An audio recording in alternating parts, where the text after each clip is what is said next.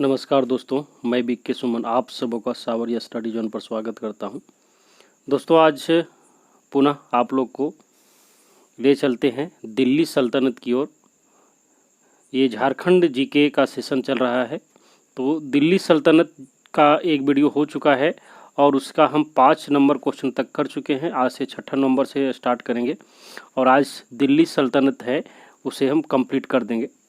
अगर ये वो वीडियो आप लोग नहीं देखे हैं तो डिस्क्रिप्शन में लिंक दे दिया गया है, आप लोग जाएं और ज़रूर देखें। दोस्तों ये लूसेंट से लिया गया है, आप लूसेंट को एक बार पढ़ें और मेरे वीडियो को देखें। आशा करते हैं कि इसके बाद आप लोग को कभी भी कोई भी कन्फ्यूजन नहीं आएगा। तो आइए हम लोग आज का वीडियो स्टार्ट करते हैं। अगर ये वीडियो आप लोग को अच्छा लगे तो लाइक करें, सब्सक्राइब करें और ज़्यादा से ज़्यादा शेयर करें। दोस्तों आज का फर्स्ट क्वेश्चन है, आज का फर्स्ट और दिल्ली सल्तनत का 6ठा क्वेश्चन है। किस वंश ने झारखंड में कोई आक्रमण नहीं किया? क्वेश्चन है, पुनः एक बार पढ़ लेते हैं। किस वंश ने झारखंड में कोई भी आक्रमण नहीं किया? तो ऑप्शन में है खिलजी वंश, सैयद वंश, तुगलक वंश और गुलाम वंश।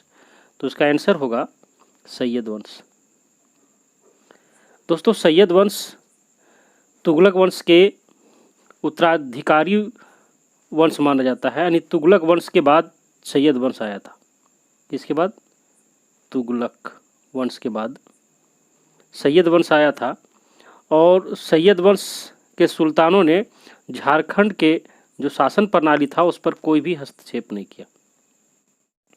क्या किया? कोई भी हस्तक्षेप नहीं किया। और इसके बाद आया लोधी वंश। कौन आया? लोधी वंश।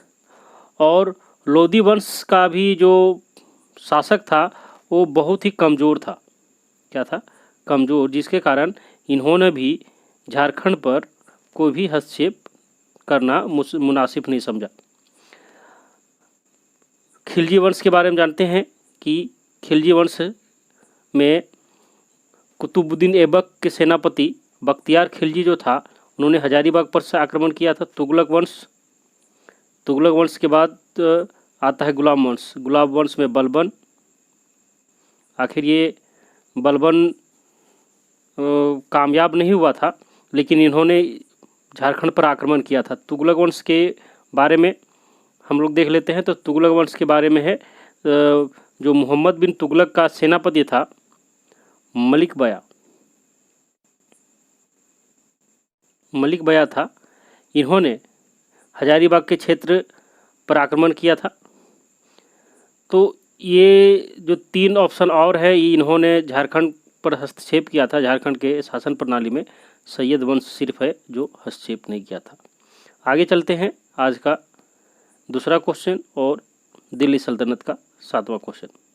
किस शासक ने सतगावा को अपनी राजधानी बनाया? ऑप्शन है मोहम्मद बिन तुगलक, फिरोज तुगलक, मलिक बया या बलबन। तो दोस्तों इसका आंसर होगा कि किस शासक ने सतगावा को अपना राजधानी बनाया? ये फिरोज तुगलक। कि इन्होंने फिरोज तुगलक ने अपनी जो शासक जो फिरोज तुगलक था उन्होंने सतगावा को अपनी राजधानी बनाया था। दोस्तों जो फिरोज तुगलक था ये उत्तराधिकारी था मोहम्मद बिन तुगलक का। मोहम्मद बिन तुगलक का उत्तराधिकारी था फिरोज तुगलक। और फिरोज तुगलक जो था इन्होंने बंगाल के शासक बंगाल के शासक शमसुद्दीन शमसुद्दीन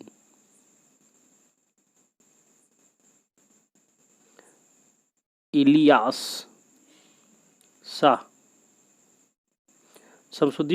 शाह के राज्य पर कब्जा कर लिया था और सतगावा उसको लूटने के बाद यानी उसको जीत लेने के बाद सतगावा को अपना राजधानी बनाया।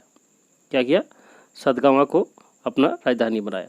मोहम्मद बिन तुगलक ये तुगलक वंश का संस्थापक माना जाता है। और आता है फिर मलिक बया। मलिक बया कौन था? ये मोहम्मद बिन तुगलक का सेनापति था। बलबन गुलाम वंश का शासक था। आगे हम लोग चलते हैं और 8वां क्वेश्चन देखते हैं। 8वां क्वेश्चन है, झारखंडी सुल्तान किसे कहा जाता है? ऑप्शन है कपिलेंद्र, गजपति, आदिल शाह द्वितीय और प्रतापकर्ण, हरिकर्ण। तो आदिल शाह द्वितीय को झारखंडी सुल्तान कहा जाता है। इसको आदिल शाह द्वितीय को। ये खान देश का शासक था। क्या चीज? खान देश का शासक था। ये उड़ीसा का ही था। और कपिलेंद्र गजपति ये भी उड़ीसा का शासक था। उड़ीसा का शासक था।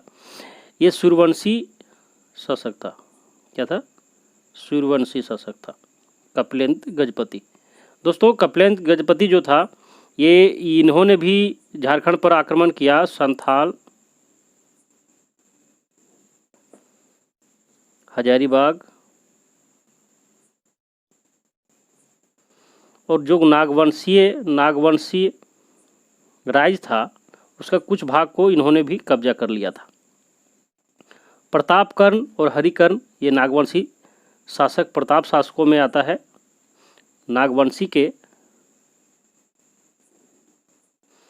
प्रतापी शासकों में ये दोनों का नाम आता है। हरिकर्ण के बारे में आप लोग जानते ही हैं। और इसके अलावा छत्रकर्ण, विराटकर्ण ये सब भी नागवंशी शासक के अंतर्गत आते हैं। आगे चलते हैं। 9 में है, झारखंड की हल्दी घाटी किसे कहा जाता है? ऑप्शन है संथाल परगना, गुमला, कोराम्बे और तेलियागढ़ी। तो इसका ऑप्शन होगा कोराम्बे।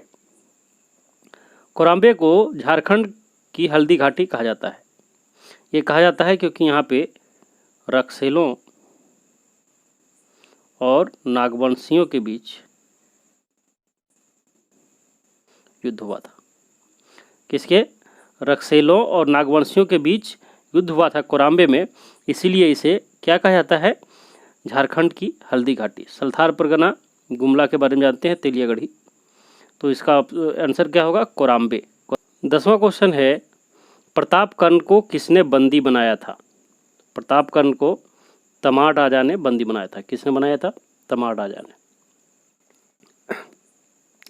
रक्सेल के बारे में जानते हैं, ये अपने आप को राजपूत कहते थे। क्या कहते थे? राजपूत कहते थे अपने आप को। खरवार राजा के बारे में, तो खरवार राजा जो था इन्होंने ही, खरवार राजा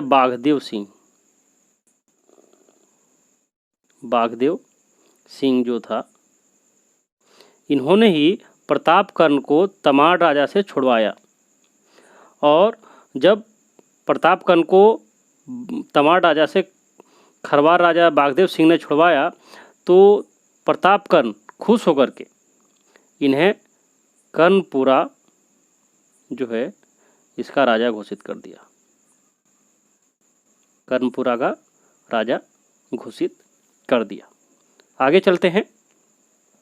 आज का 11वां क्वेश्चन और दिल्ली सल्तनत का ये लास्ट क्वेश्चन है। विक्रमशिला विश्वविद्यालय को किसने नष्ट किया था? तो विक्रमशिला विश्वविद्यालय को किसने नष्ट किया था? तो ये है बख्तियार खिलजी। किसने?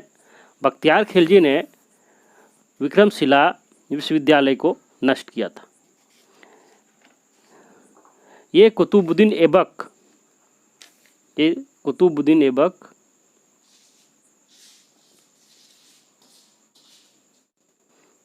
का सेनापति था। कौन था? कुतुबुद्दीन ऐबक का सेनापति। मलिक बया ये मोहम्मद बिन तुगलक का सेनापति था। मोहम्मद बिन तुगलक का सेनापति। बलबन ये गुलाम वंश का शासक था। मोहम्मद बिन तुगलक का, मलिक बया सेनापति था। दोस्तों ये वीडियो कैसा लगा आप लोग लाइक करें, सब्सक्राइब करें और ज़्यादा से ज़्यादा शेयर करें। कमेंट सेक्शन पे ये बताना ना भूलें कि ये वीडियो आप लोगों को कैसा लगा। हम अगले वीडियो में पुनः मिलेंगे, तब तक के लिए नमस्कार, धन्यवाद, जय हिंद।